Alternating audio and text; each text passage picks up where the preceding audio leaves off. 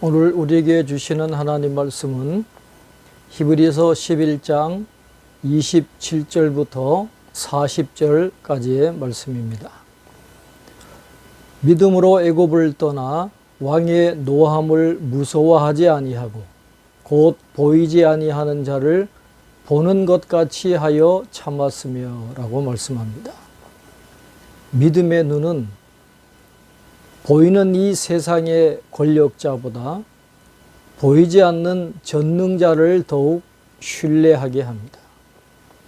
또한 믿음의 눈은 현재의 고난을 넘어 저편에 있는 평안과 구원을 바라볼 수 있기 때문에 어떠한 고난이라도 참아내게 하는 것입니다.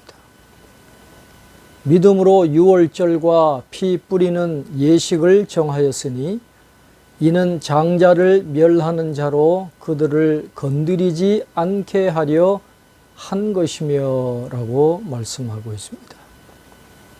이스라엘 민족이 유월절을 지키고 장자가 구원받을 수 있었던 이유는 모세가 믿음으로 유월절과 피 뿌리는 예식을 정했기 때문입니다.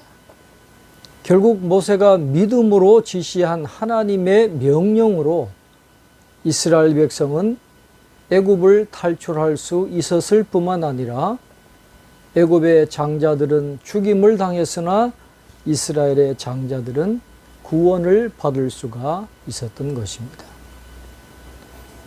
믿음으로 그들은 홍해를 육지같이 건넜으나 애굽 사람들은 이것을 시험하다가 빠져 죽었으며 라고 말씀합니다.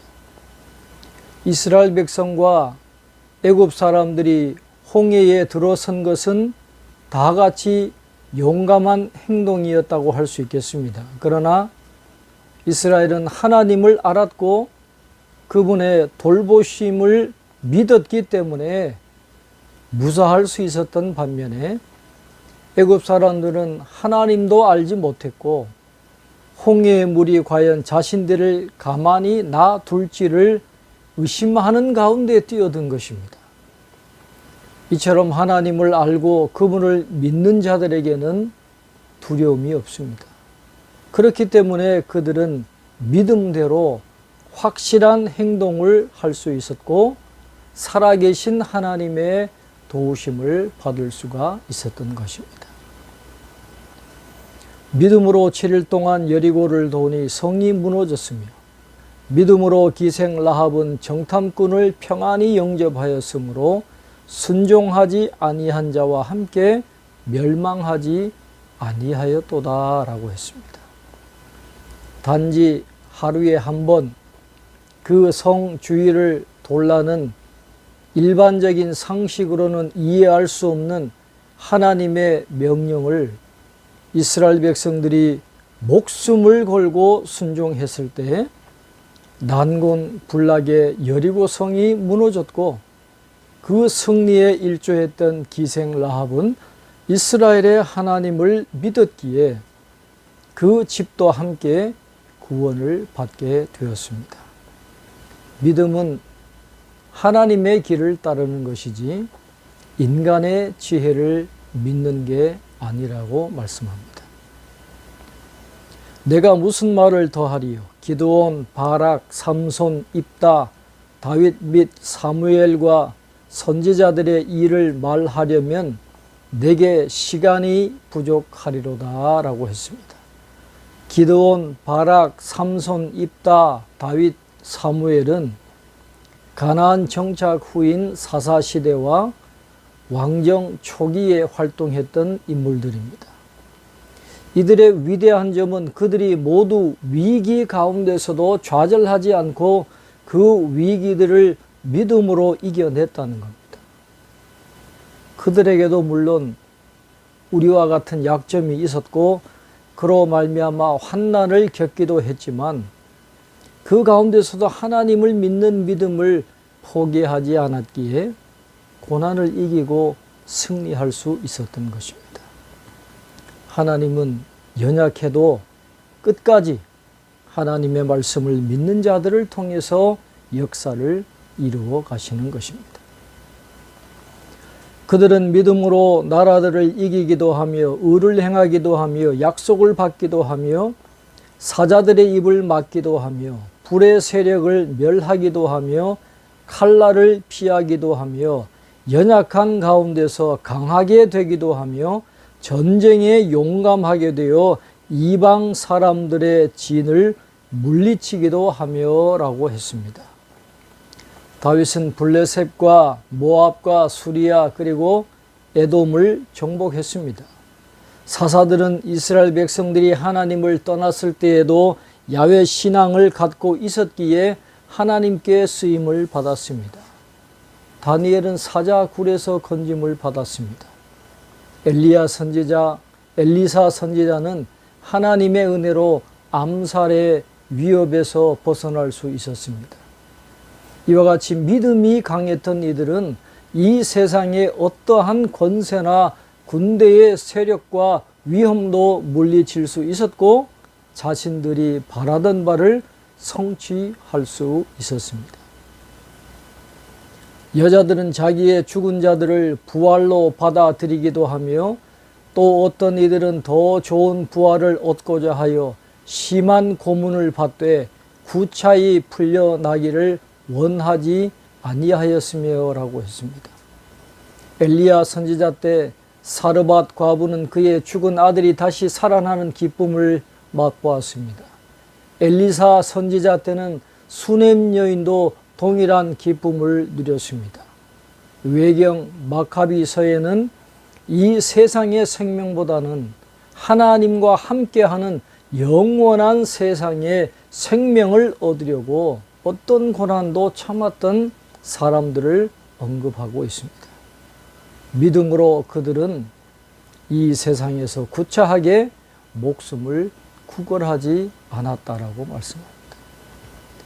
또 어떤 이들은 조롱과 채찍질 뿐 아니라 결박과 옥에 갇히는 시련도 받았으며 돌로 치는 것과 톱으로 켜는 것과 시험과 칼로 죽임을 당하고 양과 염소의 가죽을 입고 유리하여 궁핍과 환난과 학대를 받았으니라고 했습니다. 믿음의 사람들은 믿음 때문에 수많은 고난과 형벌을 당해야 했고 믿음을 지키기 위해서 압제자들을 피해서 유리하며 살아갈 수밖에 없었다는 것입니다. 이런 사람은 세상이 감당하지 못하느니라. 그들이 광야와 산과 동굴과 토굴에 유리하였느니라 라고 말씀합니다. 결국 그들은 이 세상의 삶이 아니라 하나님 나라에서의 삶을 소망하고 살았기 때문에 이 세상의 질서와 횡포와 압제에 구애됨이 없이 하늘나라의 질서와 그 나라의 법을 따라 살아갔던 것입니다. 믿음의 삶은 만사 형통을 의미하지 않습니다. 하나님의 약속이 아득해 보일 때에도 믿음을 잃지 않을 때 하나님은 살아서 역사하십니다. 이 사람들은 다 믿음으로 말미암아 증거를 받았으나 약속된 것을 받지 못하였으니 이는 하나님이 우리를 위하여 더 좋은 것을 예비하셨은즉 우리가 아니면 그들로 온전함을 이루지 못하게 하려 하심이라 라고 하십니다.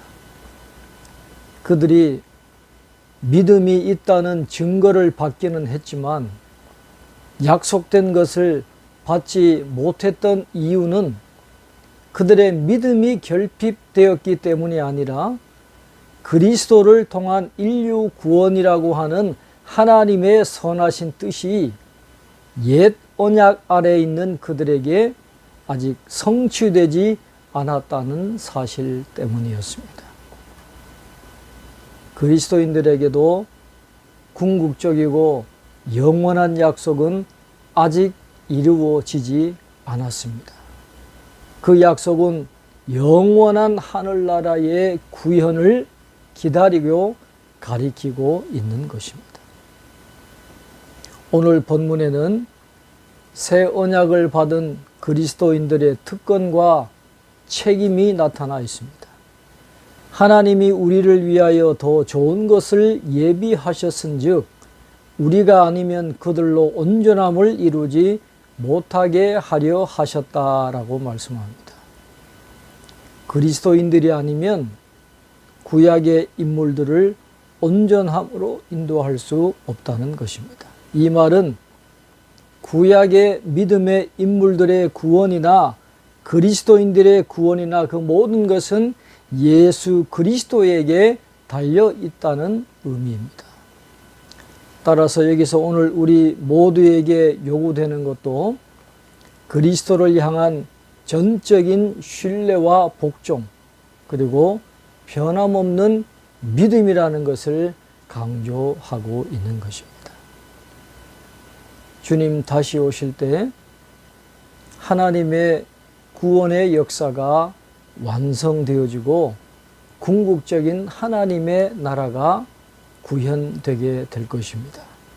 그날을 오늘 우리도 믿음으로 바라보면서 오늘 하루도 주님을 닮아가는 성도의 삶을 살아가게 되시기를 주님의 이름으로 축원합니다.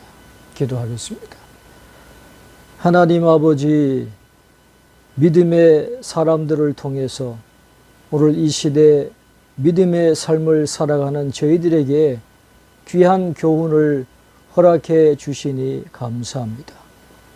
믿음의 길은 만사 형통의 길이 아니라고 말씀하십니다.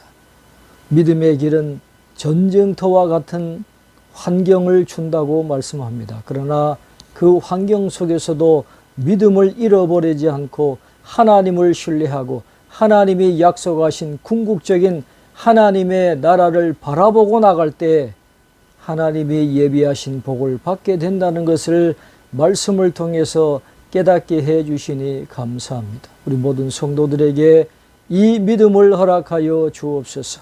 모든 시험과 환난과 어려움을 하나님을 믿는 믿음으로 잘 이겨내게 하시고 오늘도 주님을 닮아가는 복된 삶이 되게 하셔서 궁극적인 하나님의 나라를 바라보며 그 영원한 축복에 동참하게 되는 저희 모두가 될 수 있도록 은혜를 베풀어 주옵소서.